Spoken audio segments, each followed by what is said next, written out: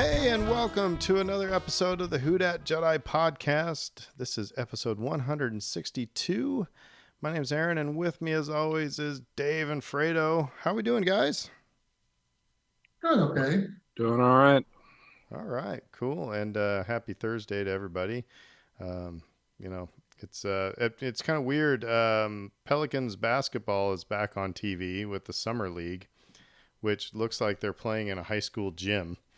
Um, and I it's think at one point that's the way it used to be. Like I said, it's in Las Vegas, and I think they used to do it either at a local high school or a community college kind of gymnasium. It used to be big, but then no, everybody there's started going, "Oh, we got to see Zion, the Yamana." So Well, it they're made still at it bigger, but UNLV. Yeah, they're at UNLV, but I mean, and the mm, people who are playing are it's like NFL preseason. It's like way to go, whatever your name is. And I mm, mean, the biggest name on the court right now is Dyson Daniels.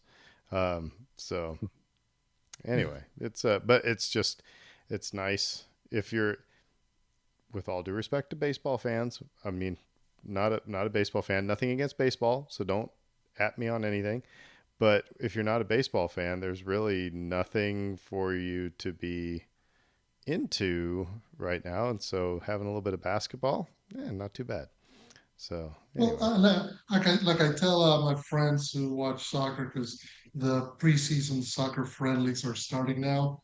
My soccer club Arsenal just had their first one today. We'd say all the time, it's not about the result; it's about the performance. You want to see how your players look. If guys who are coming back hurt from injuries are looking better. If the team kind of looks like it's got an idea what it's doing, throw out any and all results because none of it matters. You just want to see good, healthy competition, and then hey, they're ready to play when things matter. That's what you want to see. so does it pain you to say soccer? No, not at I just all. wanted, I didn't know if you I use them. if you I said use it them for dumb interchangeably. Americans, who are like, dude, football, I'm confused. There's too many Not footballs. at all. All right. Not at all. It's like using a different language. Just you switch back and forth all the time. Not a problem. Well, okay. Well, I just wondered because Mhm. you Mhm. slid into it so easily there, but cool. All right. So what else is going on in the world? I don't think anything humongous tonight on the show. There's several bits of news. There's we're going to be talking about some Emmy nods. We're going to talk about some Disney news, and but the main topic of tonight is man, we got a surprise this past week with the Ahsoka trailer. It's like full trailer, and there's some surprising stuff in there. Um, but first, we don't have to. Has everybody watched? Are they caught up on Secret Invasion? Yeah. Okay, so everybody, spoiler alert. So if you don't want spoilers, go away. Okay. You got 3 seconds. Three, two, one. All right. So Rhodey as a scroll this whole time. Yeah, Feige said that, interestingly, he teased that he might have been a scroll longer than people might have thought. So what there was an So, interesting thing in Endgame when he and Captain Marvel have a moment when they're in their hologram meeting with Black Widow. And I remember seeing is either a reaction video or Scott Colesby told me or something, but in the comics is like they were kind of a thing in the comics. So I don't know if that are we supposed to have, you know, Look, is there an illusion I there? get. But I mean, but it sounds like he's been a scroll since we've known Rhodey. Well, that's the question. Is it that has it been since we've known Rhodey, or is it that somewhere along the way, as Rhodey became more important in the MCU, he got replaced? Because that's one of the things that the Skrulls have been good at.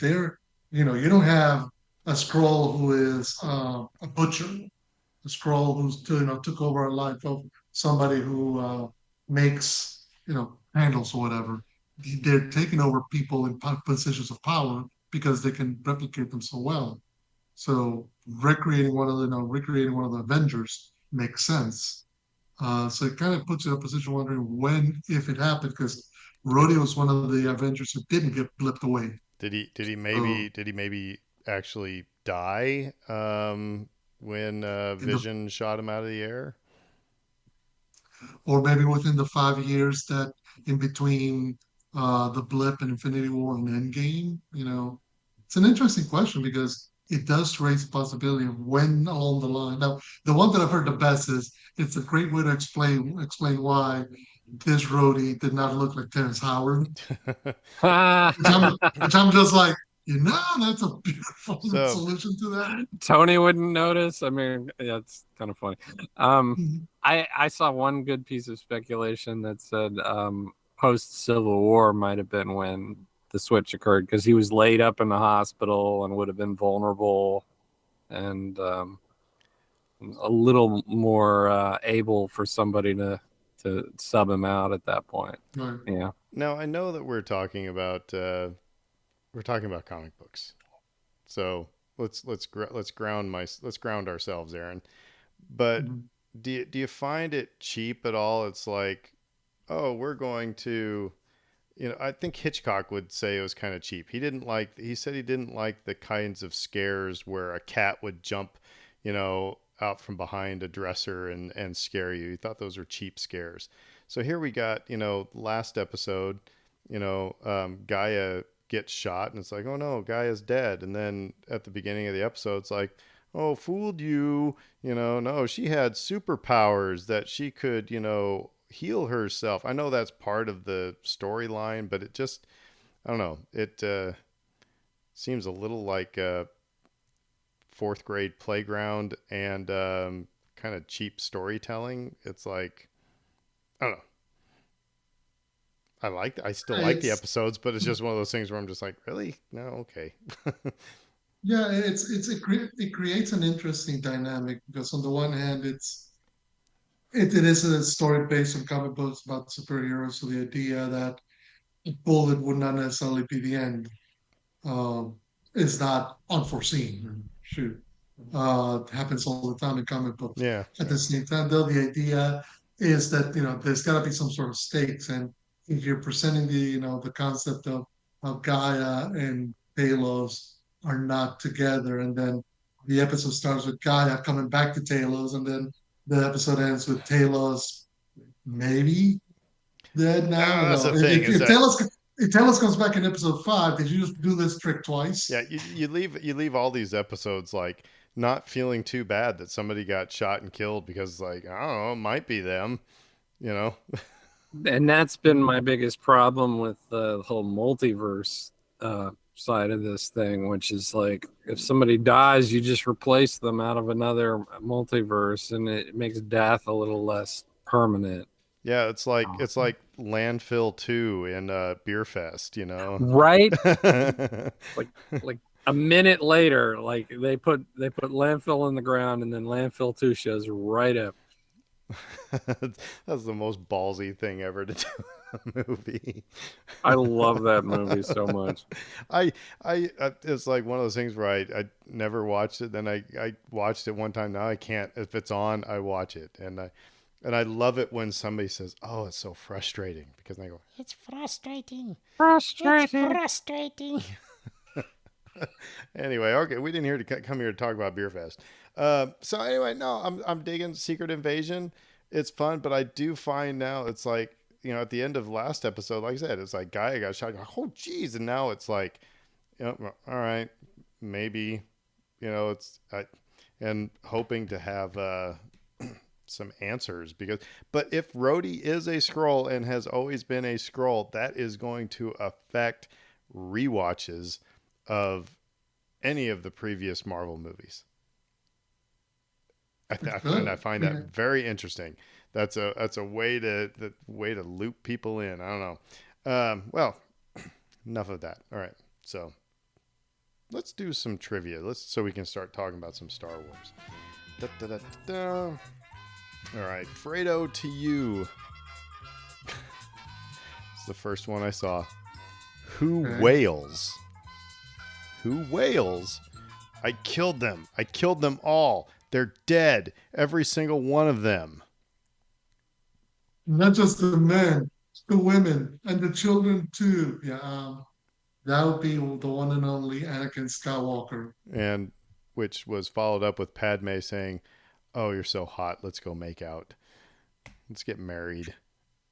Don't think she quite said that in those words, but It's like there are certain things that would be a deal breaker for me, and I mean, mass murder might be one of those.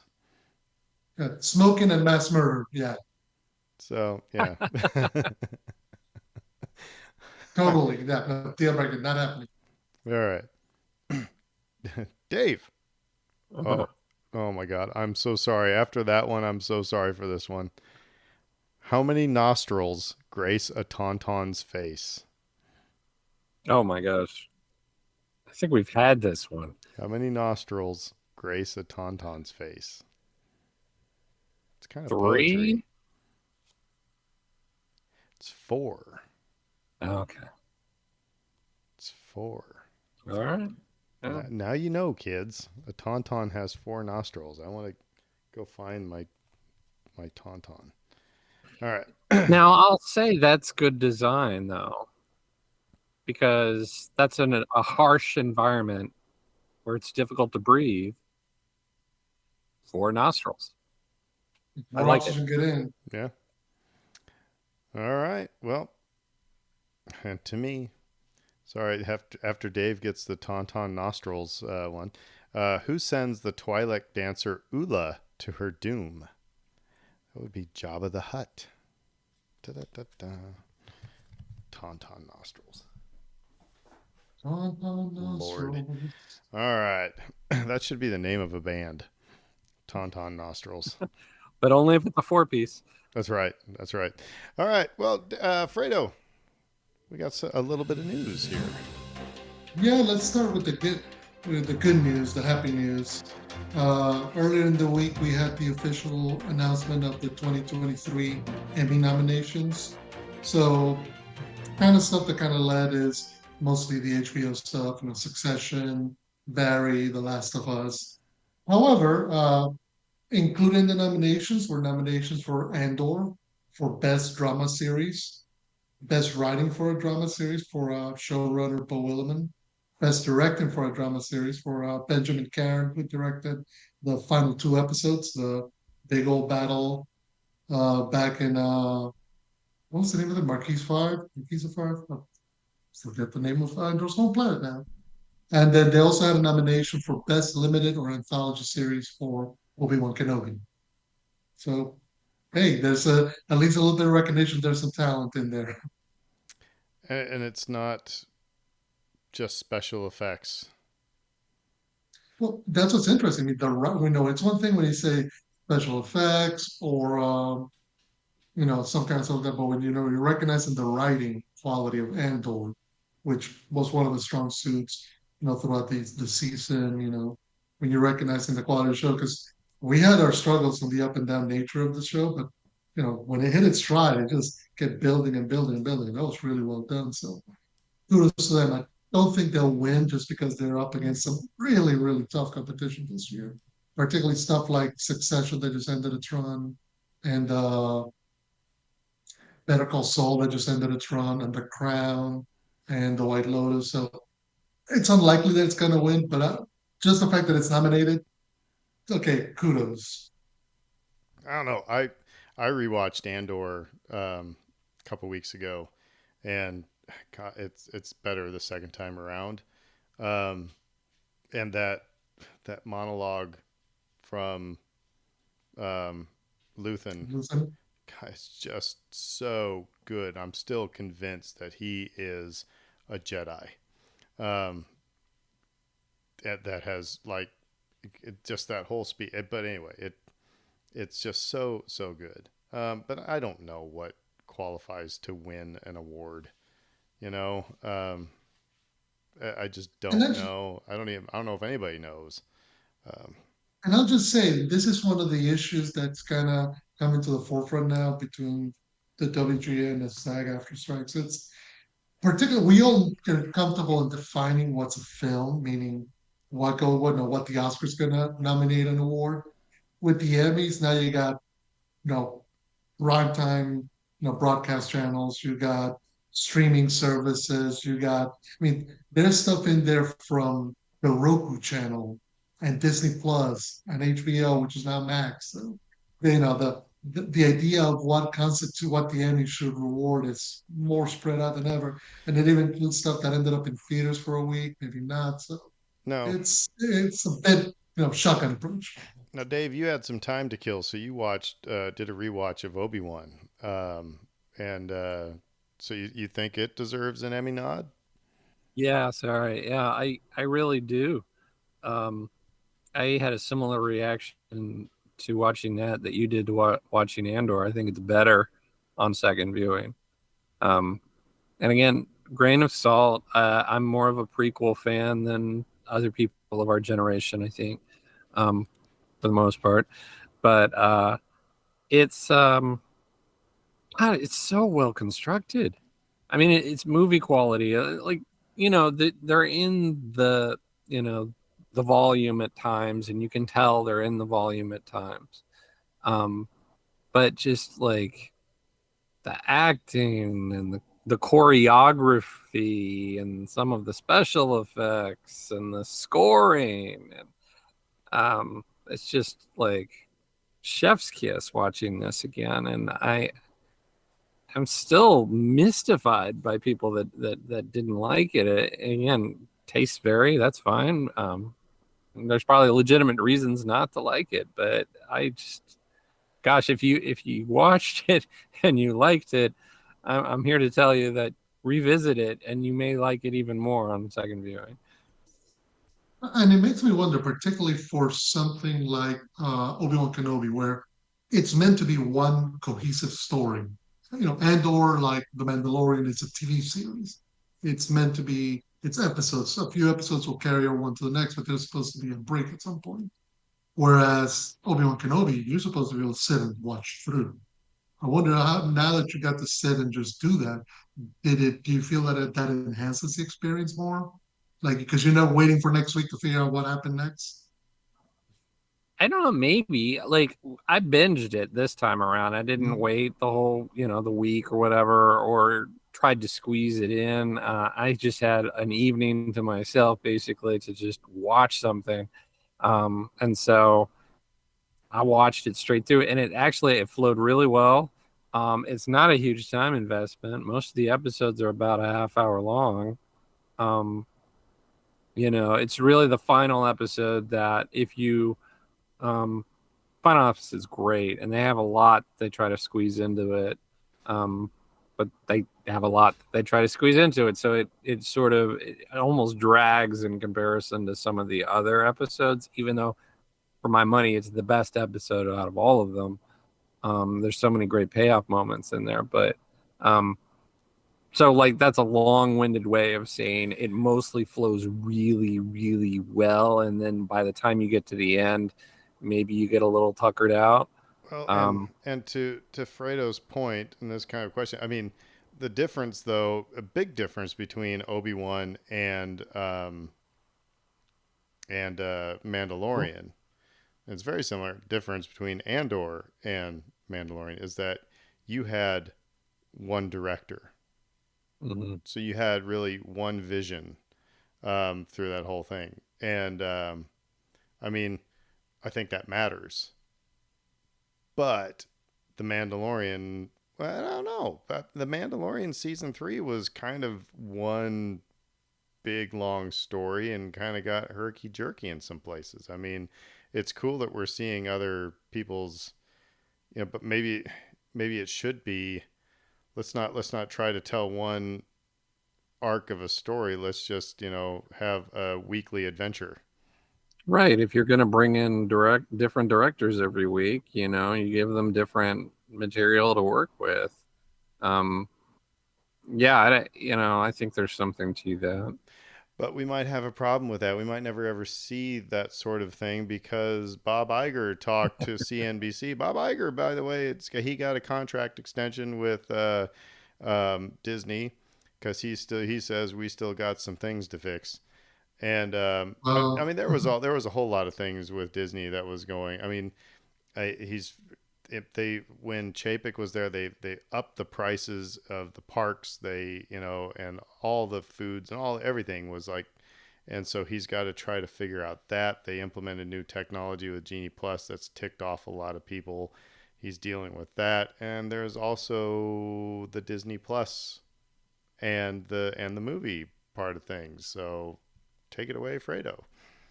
So yeah, and actually, Bob Iger actually stepped in it earlier this week, but we'll talk about that in just a moment. So yeah, Bob was doing an interview with CNBC, and during the discussion, the topic of both Star Wars as well as Marvel content got brought up. So there whether there had been too much content, and so I'll just when they asked him about if they're going to be pulling back on some of the releases, his simple answer was yes. And then he elaborated. He said, "quote You pulled back not just to focus, but as part of our cost-cutting initiative, spending less on what we make and making less." Then posits the example of Marvel. He says Marvel's a great example of that. It had not been in the TV business at any significant level, and not only did they increase their movie output, they ended up making another TV series. Frankly, it diluted focus and attention. The article in question pulls out that they've had 8 live-action TV shows that have gone to Disney Plus, with another three already shot when released, another two in production, and then at the same time they've had 7 movies come out at that same time.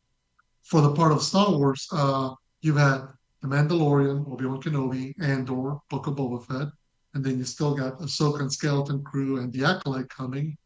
And meanwhile, though, you haven't been able to get a Star Wars movie off the ground since 2019 with The So Rise of Skywalker. So two things. it's One, like, one. So no Lando then, but but the other mhm. one was. I mean, this now we shall not be surprised when we hear that one of the 3 movies that Kathleen Kennedy announced at Celebration has been tabled. Mhm. That's just the cynic in me. But I mean, it's like we were talking in our private chat, a couple days ago. It's like, until we see a trailer, I'm not, and I mean a real trailer, not Patty Jenkins skateboarding on, a tarmac or whatever it was. Not going to believe that anything's coming.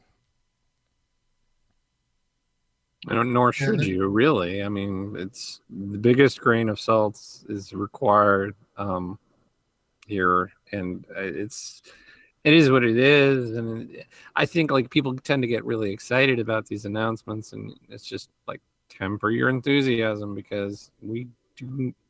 When it's years away, you don't know what's going to happen. Is the script going to fall apart? Are they going to have production issues? Is global somebody pandemic. yeah, global pandemic, there's so much that can go wrong, and regardless of whether they think they have a good the makings of a good film, they may just make a bottom line decision and say, "No, we can't do this right now."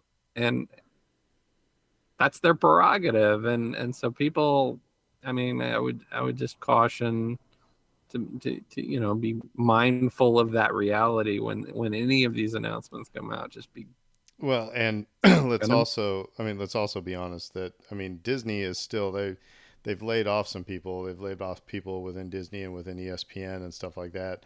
But they're still going through the thing that like the big tech companies have gone through this first half of the year of trying to cut costs. And but of course, yeah, and like you said, Fredo, he stepped in it because it gave one of the most lousy answers to another topic that I'll pitch to you now. So, Yeah. So okay. The news that broke today is that the SAG, the Screen Actors Guild, which is the actors union, voted today to officially go on strike starting at midnight Pacific time tonight. So as of 12:01 right now, both the writers as well as the actors will not be involved in any level of production. That includes filming, that includes any kind of pre-production work, that includes any post-production work, so like voiceover recordings. It includes any promotion or marketing. So like today, their studios for Oppenheimer was trying to get the actors because they were having their London premiere. They moved it up to try to get them in there before word of the strike came down, and the actors literally said, "Nope, we're not being a part of this." They walked off the red carpet basically, or before they got to the red carpet. So there's going to be some impact to that because, well, let me just give you the Bob's quote. So that, during this same interview where he's talking about how they need to pull back on Marvel and Disney stuff, his quote was, "It's very disturbing to me," talking about the strike by the writers and the imminent strike by the actors. It's very disturbing to me. We've talked about disruptive forces in this business and all the challenges we're facing. This is the worst time in the world to add to that disruption. You know, there's a level of expectation that they have that is just not realistic. And they're adding to the set of challenges to this business is so that this business is already facing that is quite frankly very disruptive. Sounds In other sounds like words, sounds like suck it up, yeah, it guys. sounds like King George to the colonies. I Yeah. mean, for crying out loud.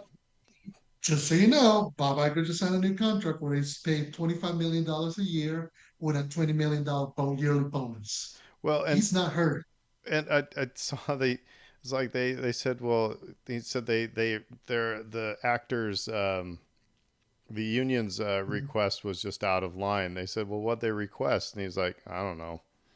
He didn't. He Mhm. I mean, he didn't have an answer for it. So Yeah. um, this is kind of, I don't know. This is kind of interesting. It's the whole thing is kind of interesting, but Well, and the other kind of catch is because really what the writers as well as the actors are currently working regarding is two things. One, the amount of residuals they're getting from streaming services. So Disney Plus, HBO Max, Netflix. It's been a bone of contention because the streamers will say, "Oh, we're not making money of this," or "Look, our viewership is going down," and so they don't pay the writers and the actors who have their fair share. The other thing is AI, and I think in the last deal that they try to mediate today, somebody made a point of saying during the SAG press conference, they said that one of the studios were proposing to pay a background extra a day's salary for being in the background, which is about $180, so they could scan their face and body, whose digital image rights would be owned by the studios in perpetuity. So imagine you're an actor. For $180, the studio can plop you into any movie they want as a background extra for the rest of time. and That what happens to that background extra? Like makes it big or something, but they'll just put you in there. Yeah, this whole thing that was, man, that was BS. That mhm. means, like, in essence, that they will stop hiring background extras, and there are a lot of people that sort of depend on that income. People make a living doing that. When my wife was unemployed several years back, she was an extra on a movie, and they didn't pay her a lot, but she needed a little. It sounded fun. She needed the cash, so she did it. And she met a lot of cool people that do that. And New Orleans is a big community for that. There's a lot of shooting that happens here. So, um, yeah, I just think that's disgusting. Yeah, So my brother actually was stand-in Treme for a couple of actors, and then he did the same for a few movies. Again, you don't get paid big bucks, but you stand around and you kind of work with, with a movie production or TV show for 10, 12 hours. That then, okay, you get a little bit of check right there, and then you get a check for 30 cents every month or every 2 months for it. Okay, but it's more the idea of recognizing the value that these people have and just, you know, if we already know that with the deep fake technology that's already out in the public, never mind what the studios got, just in public hands, you could recreate a very good um, version anybody. of some movies with somebody act some other actor. I imagine what that technology is going to be. AI is going to be in 10 years. Time. Well, so my question is, I mean, we could have, like I said, we need to have an episode just where we talk about AI and how it could affect stuff like this. Um, I mean, am I so far fetched to say, are people going to have to like file for are they going to have to trademark their likeness? And not just trademark, because remember, trademarks last. up until the person's death plus 7 years.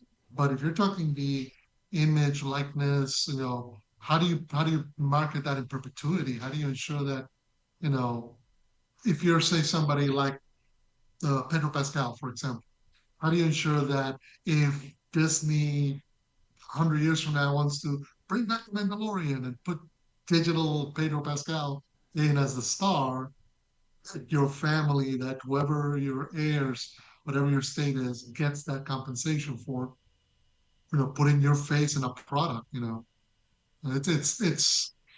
it's a brave new frontier in regards to what can be done. And I don't think the studios are recognizing that they don't have all the answers. They just want to be able to say, we're going to go now because this saves us a buck. And Yeah. the actors and the writers are very much in the point of view of saying, wait a minute, much like the way when basketball players, football players go on strike, the top guys will always get paid. That's never going to be a problem. But there's a lot of rank and file who are just going to get shoved to the side. There's going to be a lot of people who are going to get minimized. And the problem is the technology now allows them to do that now to just about everybody. I mean, they may not do it to Tom Cruise right now. Tom Cruise, 30 years from now, when he's not with us, may find himself still acting in Mission Impossible 27. Well, let's be thankful that we have Ahsoka coming out in August because it's done and everything like that. Because we ain't gonna be getting anything for a while. So So, and speaking of that, so regarding Ahsoka, one of the impacts of this strike is you're not going to see Rosario Dawson, Mary Elizabeth Winstead, Natasha Liu Bordisa, all the actors.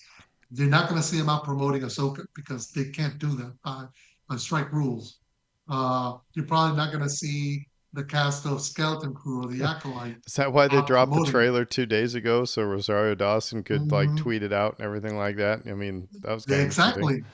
You can't not even not no, they can't share it on social media. They can't be, they can't do any interviews, nothing. They are basically because it's all promotion for the studios for the work that they've done, and that all gets supposed to be compensated. So next month you're supposed to get all the stuff ramping up to Ahsoka, and unless they come back to the table and work a deal, not happening.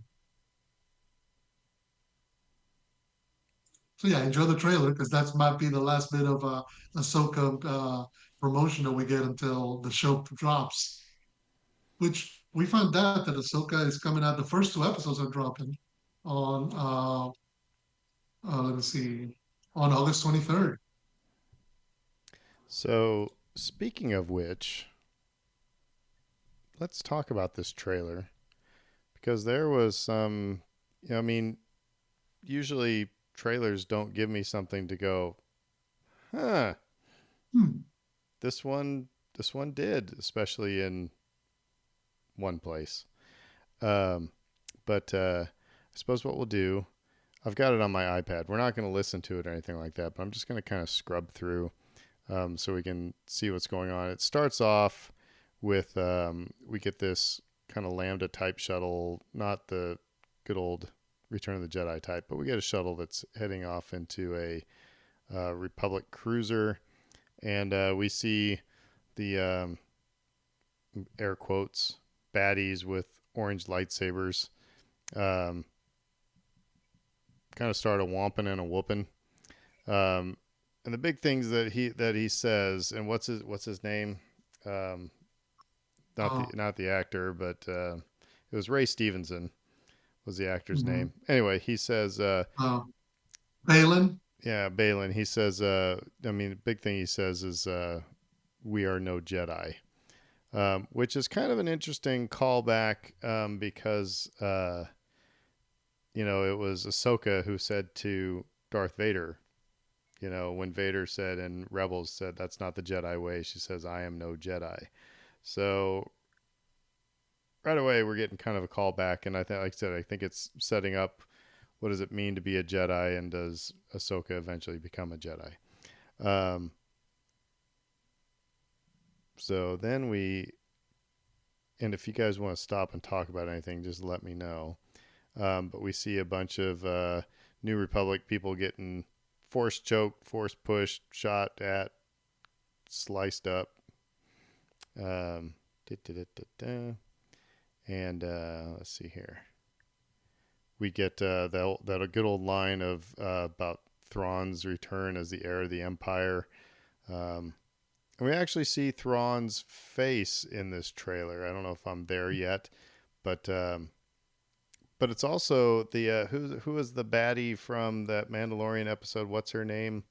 The one with Ahsoka that she battled and said, "Where is Thrawn?" I mean, she's obviously been. I thought she was dead, but then when we realized she was coming back, so she made it out. Maybe she was just arrested. Maybe she's broken out of prison. Maybe that's what's going on at the beginning of this trailer.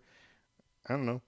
Um, Magistrate Morgan L. Smith. yeah, and there's something interesting um, in this, right? Okay, so she uses her hand to light up a map. Um, and underneath that map, there's a little green flame. I caught this on New Rock Stars. Um, and so this was their point. I'm going to throw it out to you guys. Possibility Night Sisters?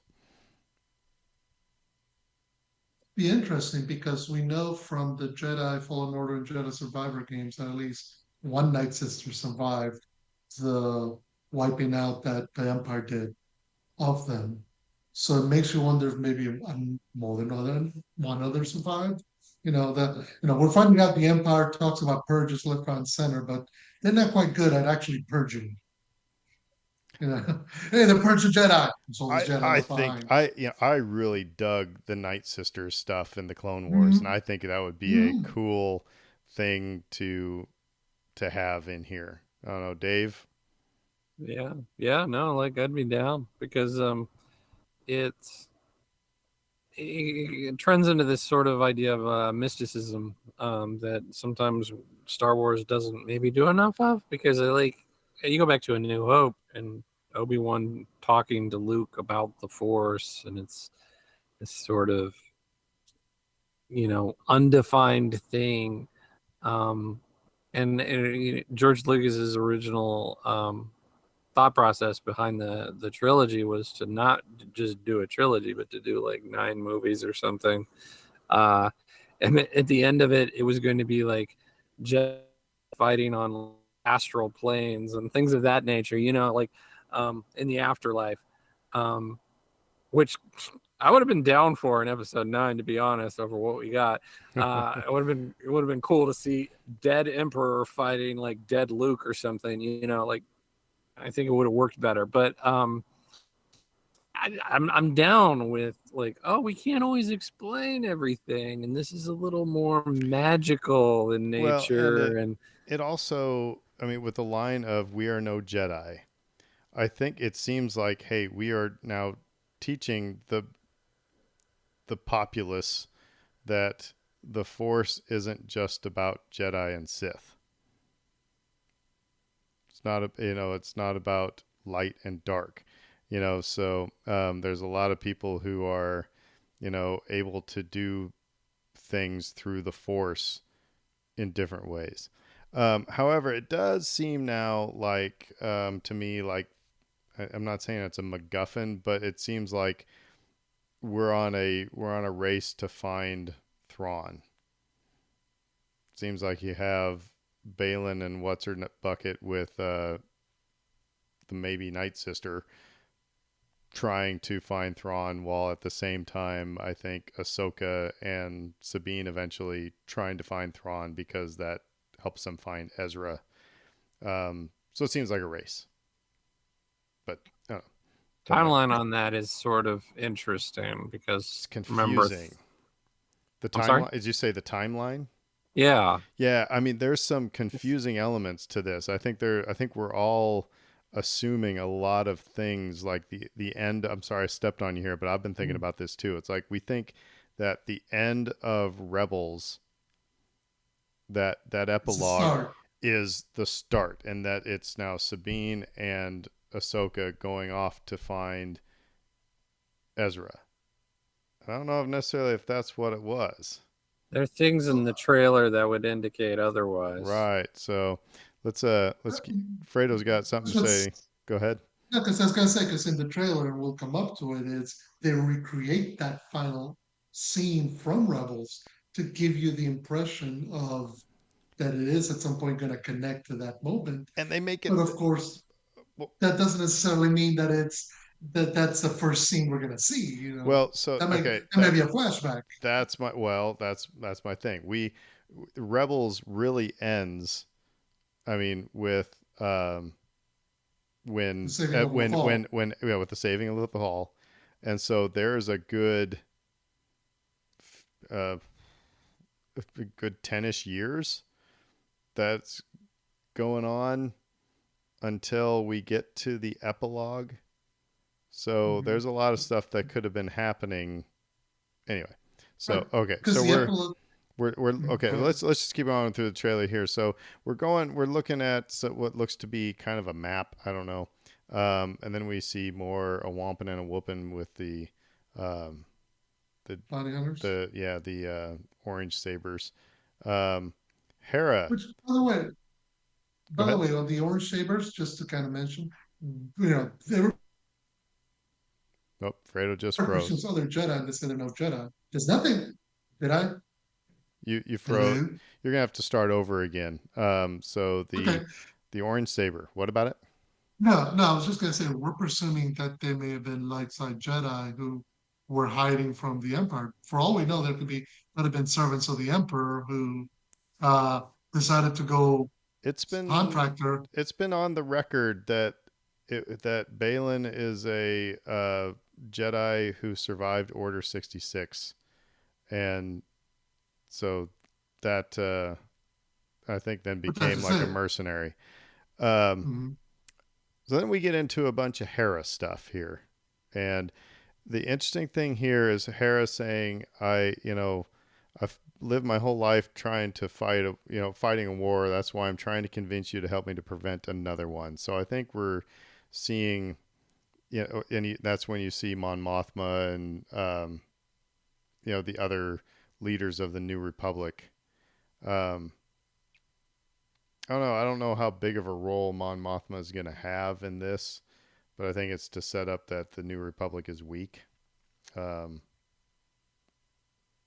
I don't know. Yeah, I don't necessarily think. I mean, you gotta have her because she is, in a weird way, the link from the rebellion to the New Republic government. Because we're not gonna get Princess Leia, we're not gonna get a lot of the characters that we saw in the military side of Return of the Jedi, the Rebellion, whatever. So having Mon Mothma makes sense.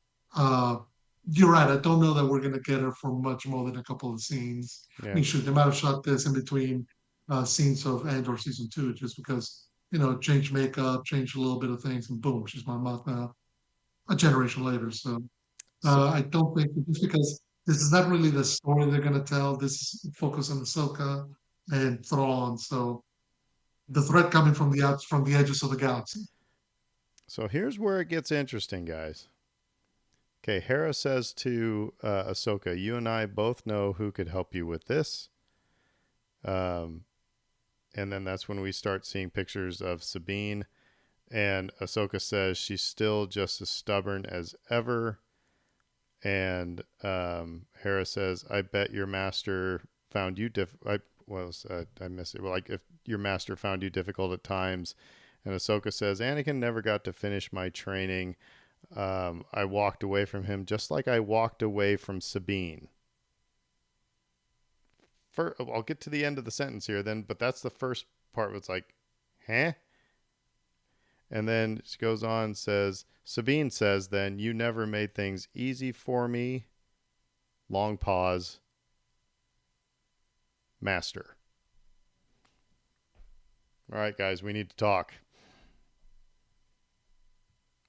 So we know there's a master apprentice relationship. I'm not saying master Padawan, I'm saying master and apprentice relationship here. And then we know that Ahsoka walked away. And by the way, the cool thing that was in between that little shot, did you guys notice the 1977 R2D2 that's going to be in this show? Totally modeled off that original action figure. It is awesome. But anyway, let's what's going on here with Sabine and Ahsoka? I think it stands to reason. Given if you watched Rebels, um, she was on a slower path than Ezra, but was still on a path towards having some force talents and some training. Uh, that was Kanan who was helping her through that. Um, and then they kind of dropped that, and then the series ended. um, so I mean, yes, it's kind of exciting, or it's a bit of a bomb to say, oh, she might be force sensitive and she might be on the path to becoming a Jedi. Because what's But interesting, oh no, go ahead. no, because what's interesting is she wasn't being trained in the dark saber by Kanan because he thought she was force sensitive. They were training her in the dark saber because Just they to needed use a it. Mandalorian warrior to unite the Mandalorian clan. So we saw, um, what's her name, Bo-Katan just do in season 3 of Mandalorian. That was the whole idea. Is well, we have the symbol of unity for the Mandalorian clans, and we have a Mandalorian warrior who everybody can come and unite with. But never thought that that meant that she was A, force sensitive, or B, had the makings of a Jedi. At least Rebels never states that. So, but okay, so let's I make think it's this open to well. interpretation, But right? okay, I read it that way. and Mhm. there's the thing. Yeah. Let's take this a little further because there's more stuff that they put in here. First of all, we have shots of Sabine with long hair, and um, then we see her like well, she watches the hologram. We hear Ezra's voice, which I I mean that was like really good actually. I mean it almost sounded like Rebels Ezra, um, and she's watching this hologram, and I think this is actually the same one that the note that he left them at the end of Rebels. Um, that I mean, she's watching again, and so then all of a sudden we see Sabine kneeling in front of her helmet, and she cuts her hair in the exact same way that Kanan cut his hair in Jedi Knight. Well, I think that was the episode's name. When and I always interpreted that as Kanan now fully committing to being. And as I'm about ready to say it, I'm actually pausing for a second. I'm not going to say Jedi. I'm going to say hero to accept that hero's journey because he really kind of resisted and tried to find other people to do it and things like that. He was part of a team, but then he was like finally at that point stepping out and saying, "I'm now leading the way." So I don't know here if Sabine is saying, "Okay, it's time to be a Jedi," or if it's time to quit hanging out in the tower and you know um, and be the leader that I'm supposed to be. Now, here's the deal is that, again, we saw a conversation with long hair Sabine and Ahsoka, and then we see the total recreation that you talked about, Fredo, of her touching, Ahsoka's in the cloak. And then Sabine's kind of touching the mural, and she's got short hair and says, nice haircut. That seems to be the end of Rebels, the epilogue. I don't think those two scenes are like yesterday Sabine has long hair and then today she has short. I don't know. This is kind of interesting. Creates an interesting dynamic because, again, on the one hand, it looks and sounds and feels like a recreation. On the other, would you go back and redo a similar scene again, beat for beat? I'm not sure. But that's where to me it feels like like they did it to put it as a flashback to the start of their journey searching for Ezra because it feels like we're gonna find out that things didn't go according to plan, and maybe they went their separate ways. So we'll see. It's an interesting point that they're trying to bring up that there's a relationship now between Ahsoka and Sabine, because I'm trying to remember they didn't have really have much of one in the show. I mean, No, they fought side by side, but they Ahsoka was primarily focused on relationship building with Kanan and with Ezra, the two Jedi in the show. It wasn't with Sabine. It wasn't with Garrus. It wasn't with it was. I think she had more of a relationship with Hera than she did with Sabine or Garrus in the show. So, but they have to, they maybe, trying to show us they started in a good place. Maybe things didn't go according to plan, and now they kind of have to refine themselves again. Dave, how'd you interpret the cutting of the hair? Because that again was a big moment in this trailer. Yeah, I don't read too much into it. I mean, I honestly feel like you said, it's almost a reenacting of um the end, the epilogue of the series, Rebels, and so I mean, I guess where I'm at with it again, it's kind of like, is the timing of this gonna line up in a way that makes some sense? I guess that's where I go. That's where my brain immediately goes, and it's like, are we re? It would be an interesting precedent for them to set to reinterpret scenes that occur in animation in live action. They haven't really done that. But I Like guess maybe they've given us more insight into specific events like Order 66. Like, we're going to show you Order 66 from this person's point of view.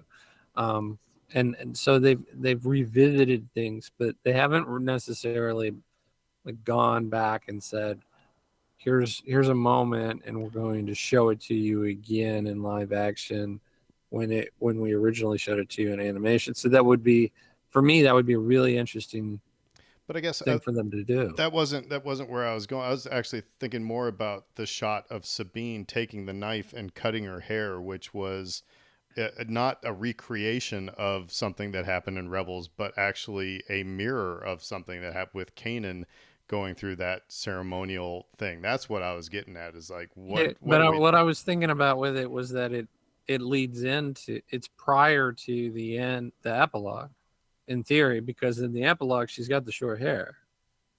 Um, she she's got this new haircut, and we're gonna go get Ezra now. Okay, um, and it was just kind of interesting for me to see that with, she's got the long hair. We're gonna tell you stuff about things that happened prior to the epilogue.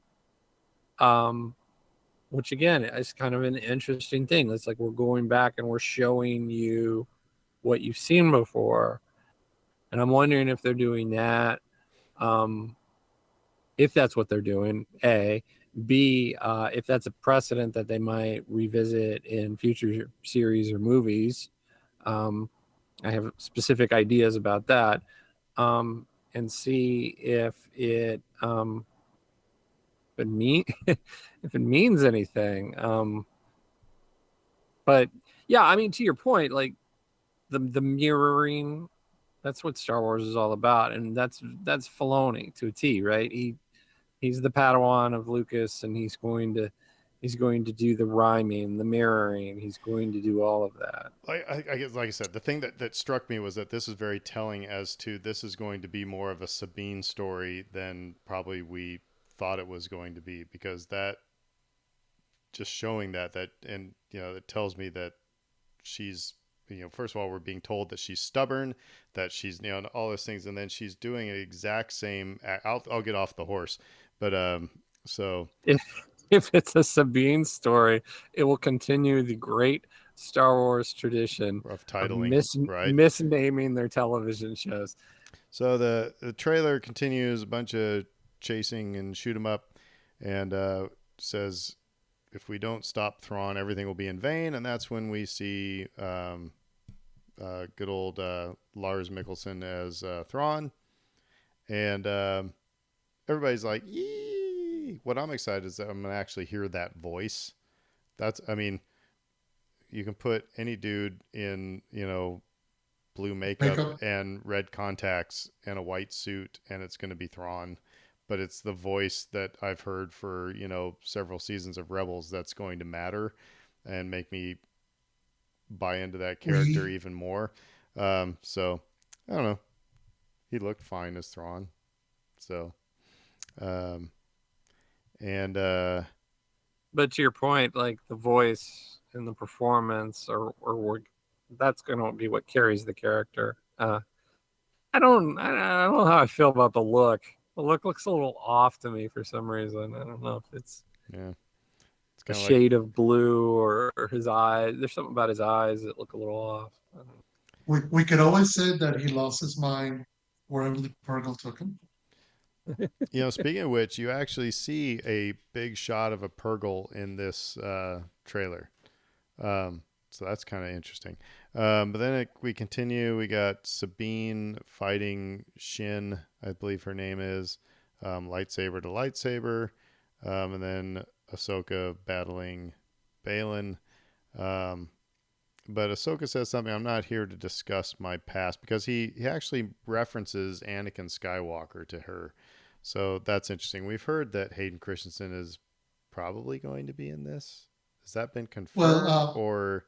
well, yesterday, well, yesterday while doing promotion for the Haunted Mansion, they got Rosario Dawson. They asked her what kind of ghost would Ahsoka see, and when she says, "Well, if Ahsoka were to see any kind of ghost, she would see Force ghosts." And immediately the internet lost its mind saying, "Confirmation, Force Anakin, Force Ghost Anakin's coming back." So I don't think she meant it that way, but she kind of knew what she was doing. And then you get the just like kind of some last fighting shoot 'em up type thing. We see an Inquisitor, um, who Which I everybody's was kind up. of surprised. I mean, we've seen the Inquisitor before in the original trailer, Mhm. but yeah. So we'll have a The, spinny lightsaber. So mhm. a lot of interesting Well, things okay, that are going to be coming in this will we see series. helicoptered Inquisitors? I will. Yeah. Be prepared for a rant. Be prepared for a rant. Oh my It's been a goodness. decade. This is the Not thing. I mean, real. this. I think this trailer does what Like I said, it's got us wondering where in the timeline of things, and that was actually kind of interesting. With getting back to our Marvel Secret Invasion thing, it's like last week when Gaia gets. Oh, sorry, spoiler alert. All right, go away. All right, now we're back. When Gaia got shot, and Brit's like, "Well, guess that's that." And I was like, "Well, no, there are shots in the trailer that we've seen with Amelia Clark that we haven't seen in these 3 episodes yet." And so it's like you knew she was coming back somehow. So this trailer, it's like we don't know what the sequencing is. We may have only seen bits of 2 episodes. Who knows what we have seen, and we've never. I think it's kind of a fun thing when podcasts will, after the series has launched, go back and it's like try to piece together where these bits of the trailer were from. Um, anyway, but like I said, there's some cool things in there. Some things that, like I said, I like what it did. What made me go, okay, stuff has happened with Sabine and Ahsoka, so that was an avenue I didn't expect us to go down. I thought it was going to be, hey, Skippy, come on, we got to go find Ezra. All right, I'm with you.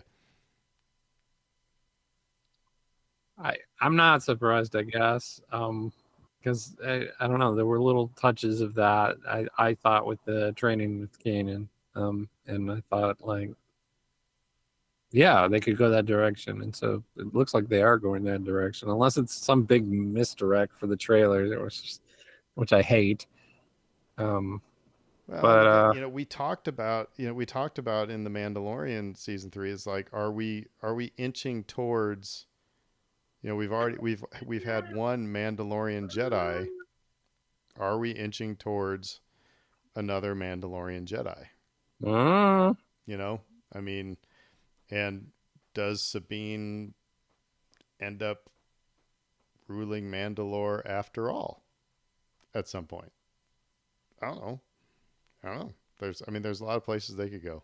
So, um, Fredo left, so I hope everything is okay. But I don't have much more. This was just a fun trailer to watch. Fredo, okay, you're back. I was just saying, are we, you know, are we talked about it with Mandalorian season 3? Are we looking at maybe a second Mandalorian Jedi? Is that what Sabine is going to become? That could be. Um, we don't know Well, anything. yeah, Like I said, I just like what this trailer did to make you, put your head on a swivel. So, it would. Yeah, I agree with you. The trailer did the job. I think in a way even better than the first trailer did. It got you excited. It brought you back. I was just like, I think I said on Twitter, it's like Filoni, you beautifully had it, bastard. Was my response because this is just Dave Filoni just getting to do everything he's wanted to do for years and years and years with these characters. Um, yeah, regarding Sabine, they have to have some sort of personal journey for her beyond just simply go find Ezra. yeah. And I think the idea of her maybe working with Ahsoka as possibly training in the Force does that to a certain degree. It'll be interesting to see how far along they go with it, whether can become a Jedi, whether it's just something more along the lines of she's just getting better with, as a warrior, as a Mandalorian, that's important to her, but it'd be interesting to see because you can't just simply have her come along to just be backup to Ahsoka in order to go find Ezra. That it'll get boring in a hurry. So we saw all of the Rebels crew except for Zeb, which I thought was interesting, even though we had Zeb in Mandalorian. Um, but here I'm gonna put money down. Here's my hot take, and I'll put if this doesn't happen, I'll buy you guys a round of beer. The surprise of the series is not going to be Force Ghost Anakin. We are going to get Force Ghost Kanan Jarrus, and it's going to be Freddie Prince Jr. With the mask. Well, all you have to do is you know, give him you dress him up and look like Kanan. Mhm. Be easy. It would, So, um, so that's my hot take. I think that's going to be the one that appears to Sabine to tell her yeah. to give her a kick in the butt, and it's going to be Freddie Prince Jr. Well, it makes sense. I mean, because what we've established about Force Ghosts is about the relationship with the character. Yoda showing up to Ahsoka. Yoda, showing up to Luke. Um, And Obi Wan. We heard Kanan's voice in Episode 9. So Right. there's precedent there. So I'm So, just saying, guys, we could maybe it won't be a ghost. Maybe it'll be his voice talking to her.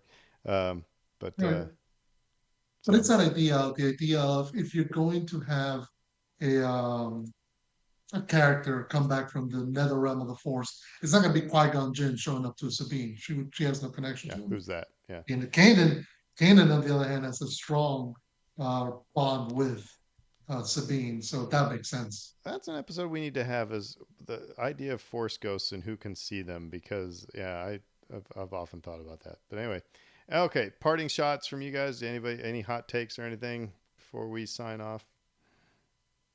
I don't know why my mind is resistant to the concept of this being Rebels Part Two. And I think it's going to be Rebels Part Two. Um, I think Filoni and said that just recently, didn't he? Kind of you know, confirmed it, or yeah. it basically did. And I don't know. I don't know why. For me, like I think I th- I'm constantly looking at this from the perspective of are you going to be able to draw in new viewers? And because I think like that's important to the future of Star Wars. I'm not sure that Star Wars will ever truly go away, but I do think you have to nurture new audiences, and so I get nervous about being reliant on stories that have already been told, I referring think this back to one will. them, and And and the then reason I say that I think it will is because my in-laws love The Mandalorian. They watched Obi-Wan, they've watched Mhm. all the other ones. They would not watch any of the cartoons. They're not going to sit down and watch the yeah, animated stuff. I will bet dollars to donuts they're going to sit down and watch Ahsoka, and they'll probably have some questions, but they're going to like it because of Star Wars, and I think they're going to become invested in those characters. Um, so I think so, but your point is valid. I mean, yeah, it's like, yeah. is it just going to be, something for the private club, or will? But like I said, I think, And well, then the problem with it being for the private club, if it is, um, is then we pick it apart. yeah, Oh, that hairstyle doesn't look right. Like this. the Her blue makeup tail. looks weird. Yeah, the makeup's wrong. All this stuff. The blue isn't quite right. Yeah. All these things. Um, I guess what I'll say then, as just to try to be positive as I close out here, is just that I like the potential of what it could be, especially in regards to lightsaber play, which I just rewatched Obi-Wan. It was great. The choreography in that was really, really good and really fun and really visually pleasing. And I'm here for that. Like we're gonna get that, right? I mean, for sure. Like that's the one promise I think that we're gonna get here. So I'm really excited for that. And yeah, Rebels Part Two. I love Rebels. So Yeah, just to kind of piggyback on what Dave said, I think on the one hand, I love the idea that the fans are getting continuation of the stories of favorite characters that was resolution wasn't achieved for whatever reason. We know that Rebels is fighting a battle there towards the end to kind of get to its finish line, much the same way as Clone Wars did. Um, but at the same time, I do that is my one concern. It's very much you have to have done the summer reading in order to know why Thrawn matters, why Sabine matters, who the heck is there? Why are all the fans going nuts over Chopper? Why do we care about us right now? I trust Dave Filoni to be a good enough writer to be able to build in some of this stuff into the show so that new fans are not um, lost. But the difficulty there is it falls if you're a complete neophyte and all you hear is, "Oh, this is awesome," but you really should go back and watch Rebels. It's awesome. That if you tell me you have to do more homework in order to enjoy your show, I may check out. I may go like, I'll wait till this is over. I'll wait till it's a series. So it's already a big enough hill to climb to get new people to get on board just because they feel like they have to have some background knowledge, and that could go. Yeah. In some of the shows, yeah, that might not have been the case. I always also just think back to the promise of when The Mandalorian started. The first season of The Mandalorian was you can come in cold. Didn't matter. You didn't have seen a single a moment of the sequels, of the prequels. You could just come and start watching it, and it'll be a fun space western. And pretty soon, by the end of season one, we're neck deep in the Filoniverse, so to speak. I think So we'll be all I right worry that because this is uh, I well, think we'll be all right it's because gonna it's gonna be a challenge. we didn't really hear any blowback from any Bo-Katan stuff. I mean, again, Mhm. and I'm using my in-laws as kind of, I didn't get texts or calls going, "Who is this? I'm confused. What?" I think they leave enough nuggets to say, you know, whether it's Moff Gideon saying she knows that the dark saber, just leaving those things. I think that, like I said, I think we'll be okay. So I'll just be the optimist here. So Well, like I said, I hope so. I always worry with new properties, because this is the thing. We did get Ahsoka. There's some element of knowledge of Ahsoka from Mandalorian Book of Boba Fett. Again, at some point you can't just be at that snake eating its own tail where there's no entry point for new fans. You have to always have to have those on ramps so that people feel, oh, this is a new thing and I don't have to. Now, who knows? Maybe Skeleton Crew is that on ramp coming up next Yeah. for fans. But you need to have that ability to get people go, come on, you don't have to, if you're interested in other stuff down the line, you can go back and catch up. If not, don't sweat it. This is still good. Well, all right. Well, let us know what you thought of the Ahsoka trailer. Anything that caught your eye that we didn't mention.